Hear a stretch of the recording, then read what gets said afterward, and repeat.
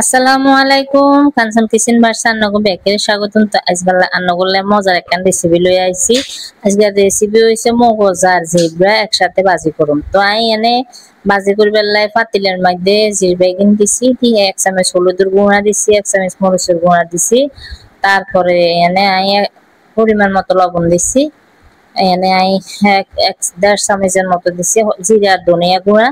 তারপরে 1 চামচ দিয়েছি গরম মশলা গুঁড়া, 1 চামচ দিয়েছি রসুন বাটা, 1 চামচ দিয়েছি আদা বাটা। দিয়ে এগুলা বালা করে আগে জিরবে এগিন আগে কেনা মজাই লমু। তো এখানে রান্না হইতে হইতে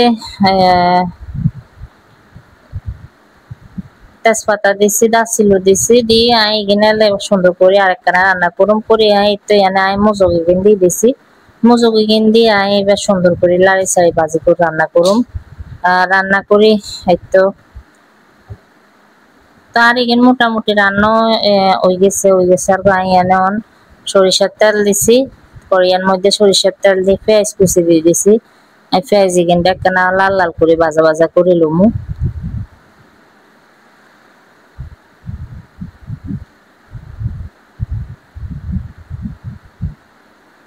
তো পেঁয়াজ এখানে মোটামুটি আর ভাজা হয়ে গেছে আর আই এনে এবারে জিব্রা এখানে আর মগজ এখানে দিয়ে দিমু। দিয়ে এবার আই কিন্তু সুন্দর করে টানে ভাজি করে লমু। তো একটা দেখছি শুকাই গেছে, আর একখানা টানালামো শুকালামো আর একখানা।